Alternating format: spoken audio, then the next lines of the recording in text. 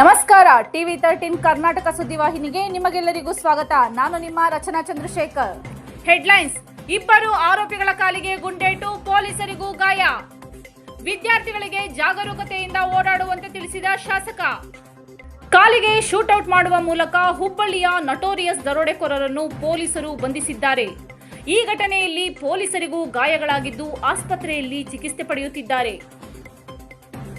ಹುಬ್ಬಳ್ಳಿ ವಾಣಿಜ್ಯ ನಗರಿ ಹುಬ್ಬಳ್ಳಿಯಲ್ಲಿ ಇಂದು ಮತ್ತೆ ಪೊಲೀಸರ ಗನ್ ಸದ್ದು ಮಾಡಿದೆ. ಹುಬ್ಬಳ್ಳಿಯಲ್ಲಿ ಮನೆ ದರೋಡೆ ಮಾಡಿದ್ದ ಇಬ್ಬರು ದರೋಡೆಕೋರರ ಮೇಲೆ ಪೊಲೀಸ್ ಫೈರಿಂಗ್ ಮಾಡಿ ಮತ್ತೋರ್ವನನ್ನು ಬಂಧಿಸಿದ್ದಾರೆ. ಇರ್ಷಾದ್, ಅಕ್ಬರ್, ಶಂಷಾದ್ ಕುರೇಶಿ ಆರೋಪಿಗಳು. ಕಳೆದ ಮಾರ್ಚ್ 1ರಂದು ಉಪನಗರ ಪೊಲೀಸ್ ಠಾಣೆ ವ್ಯಾಪ್ತಿಯ ಸಭಾಪತಿ ಬಸವರಾಜ ಹೊರಟ್ಟಿ ಮನೆಯ ಪಕ್ಕದಲ್ಲಿಯೇ ಮನೆ ದರೋಡೆ ಮಾಡಿ ದರೋಡೆಕೋರರು ಪರಾರಿಯಾಗಿದ್ದರು.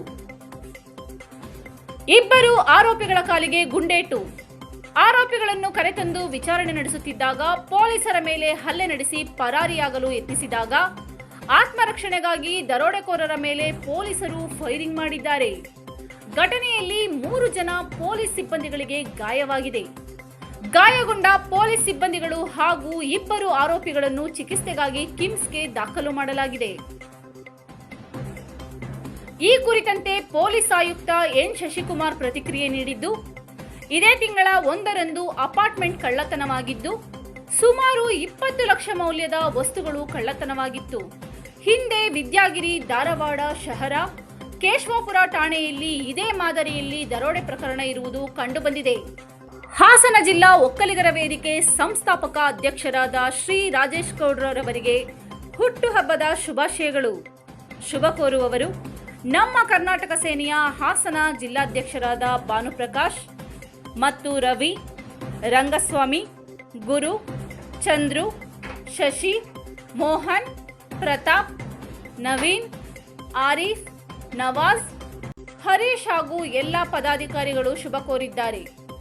ಸಿಮೆಂಟ್ ಮಂಜು ಅವರು ಬೇಲೂರು ತಾಲೂಕು ಬೊಮ್ಮನಹಳ್ಳಿ ಗ್ರಾಮದಲ್ಲಿ ಶಾಲೆಗೆ ನಡೆದುಕೊಂಡು ಹೋಗುತ್ತಿದ್ದ ವಿದ್ಯಾರ್ಥಿಗಳನ್ನು ಮಾತನಾಡಿಸಿ ಕಾಡಾನೆಗಳ ದಾಳಿ ಹೆಚ್ಚಾಗಿರುವ ಕಾರಣ ಜಾಗರೂಕತೆಯಿಂದ ಓಡಾಡುವಂತೆ ತಿಳಿಸಿದ್ದಾರೆ.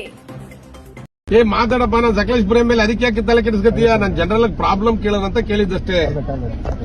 ಅದಕ್ಕೆ ಬೆಳಿಗ್ಗೆ ಎಲ್ಲ ನಾನೇ ನೋಡಿದೆ. ಅದಕ್ಕೆ ಕೇಳಿದೆ, ಬರ್ರ ಮಕ್ಕಳ ಇಲ್ಲಿ ಎಷ್ಟೇ ಕ್ಲಾಸ್?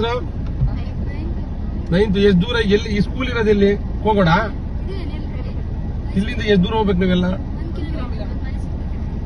ನೀವು ಹೋಗ್ಬೇಕಾದ್ರೆ ಬಾರಿ ಜೋಪಾನ ಹೋಗ್ಬೇಕಂಡ್ರಪ್ಪ. ಆ ಕಡೆ ಈ ಕಡೆ ಕ್ರಾಸ್ ಮಾಡೋ ಟೈಮ್ ಆನೆಗಳಿಗೆ ಗೀನೆಗಳು ಸ್ವಲ್ಪ ನೋಡ್ಕೋಬೇಕಂಡ್ರಪ್ಪಟ. ಯಾಕೆಂದ್ರೆ ಈಗ ನೋಡಪ್ಪ ಅಲ್ಲೊಂಡೆತ್ತು. ಇಲ್ಲೇ ಬೆಳಿಗ್ಗೆ ನಾನು ಆನೆ ಲದ್ದಿ ಮಾಡಿ ಹಾಕಿ ಹೋಗಿದೆ. ಇಲ್ಲಿ ಜೋಪಾನ ಓಡಾಡ್ರಪ್ಪ. ಆಯ್ತು.